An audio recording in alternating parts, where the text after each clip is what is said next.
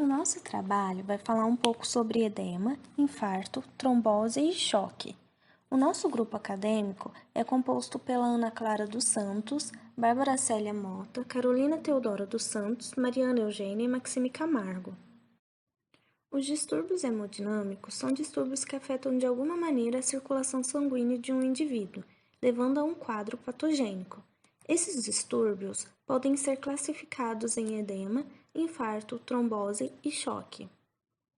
Desta forma, o objetivo com esse trabalho é informar sobre os distúrbios hemodinâmicos nas suas classificações.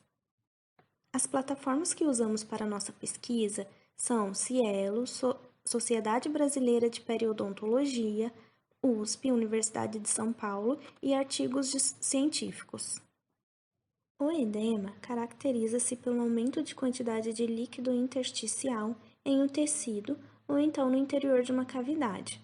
O líquido acumulado no edema é formado por uma solução aquosa de sais e proteínas do plasma sanguíneo.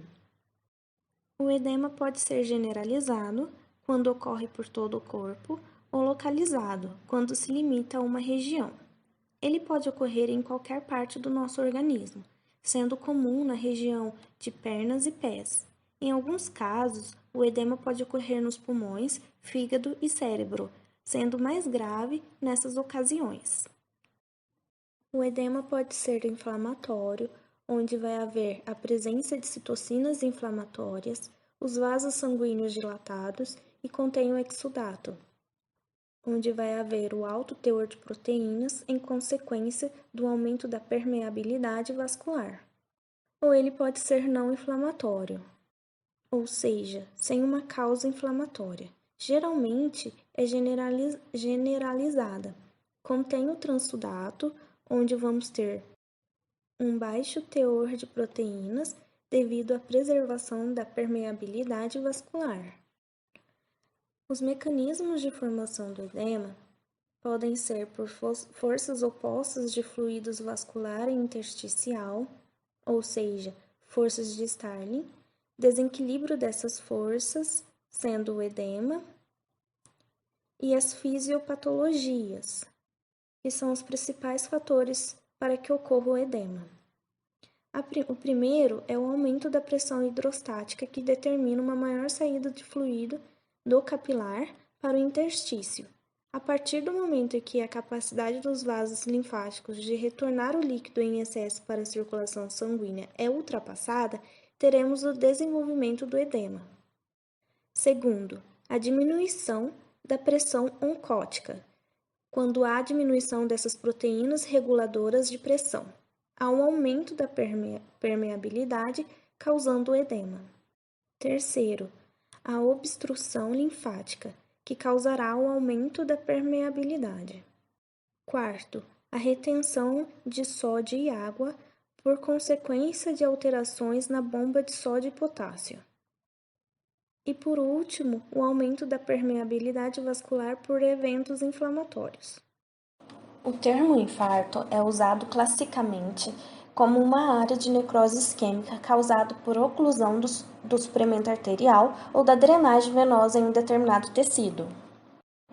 Doenças isquêmicas do coração, também conhecida como doença arterial coronariana, é uma doença que afeta as artérias do coração.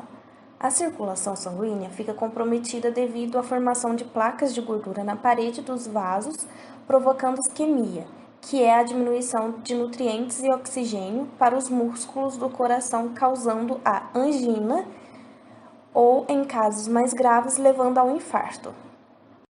Então, ocorre a necrose do tecido coagulado devido à não chegada de sangue no local. Já o infarto vermelho ou hemorrágico é aquele em que a região atingida tem a cor vermelha por causa da intensa hemorragia que se forma na área de necrose. É encontrado em órgãos frouxos, por exemplo, o pulmão, e naqueles com irrigação dupla ou com rica irrigação colateral. Pode ser causado por obstrução arterial ou venosa. O infarto do tipo vermelho ou hemorrágico consiste em uma área de necrose por coagulação com hemorragia maciça, sendo que os pulmões representam a sede de maioria desses infartos. No infarto pulmonar, ocorre a obstrução de ramos médios da artéria pulmonar e as artérias brônquicas são capazes de manter a irrigação. Neste caso, a pressão do sangue nas artérias brônquicas é incapaz de vencer a resistência pós-capilar aumentada pela congestão. Consequentemente, o fluxo para e estabelece anoxia com necrose e hemorragia da área correspondente. A trombose consiste no fechamento de um vaso sanguíneo por um coágulo. Vai haver a formação dos trombos, que levam esse nome quando eles estão presos na parede do vaso. Quando eles se desprendem e ficam soltos na corrente sanguínea, vão ser chamados de êmbolo. Os indivíduos mais suscetíveis à trombose são os que têm os níveis de colesterol alto, os diabéticos e os hipertensos. A tríade de Virchow é composta de 3 fatores que influenciam para que a trombose ocorra, e eles podem agir tanto juntos quanto separadamente. O primeiro fator é a hipercoagulabilidade do sangue. O segundo são alterações do fluxo normal, que podem ser estagnação sanguínea ou hiperemia. O último fator é a lesão endotelial, onde o colágeno exposto vai promover a agregação plaquetária. Outro distúrbio hemodinâmico é o choque. Ele é caracterizado pela perda de sangue ou de fluidos do corpo para o tecido conjuntivo. Isso vai causar falência circulatória e pode ser fatal, porque a oferta de oxigênio vai se tornar insuficiente. Existem vários tipos de choque, sendo que o choque hipovolêmico acontece com maior frequência e pode ser chamado de hemorrágico. Nele, há a queda da pressão arterial devido à redução do volume sanguíneo. O segundo tipo é o cardiogênico, onde o músculo cardíaco não responde mais ao choque elétrico para pulsar, devido ao baixo débito cardíaco. Já o choque séptico está relacionado à inflamação, quando ela se espalha afetando outros órgãos. Vai haver ativação imunológica e aumento da permeabilidade vascular. Esse tipo de choque, ele acomete principalmente indivíduos que são imunodeprimidos. No choque neurogênico, acontece uma lesão na medula espinhal e o sistema nervoso passa a não mandar mais as informações sensitivas e motoras.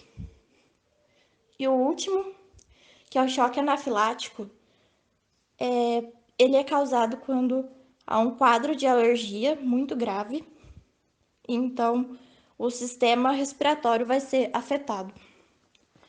E os principais sintomas dele são rouquidão, dispneia e sensação de sufocamento. Com esse trabalho, nós trouxemos informações sobre os distúrbios hemodinâmicos, mostramos as características deles com os sintomas de cada um. Então, esse foi o nosso trabalho. Muito obrigada.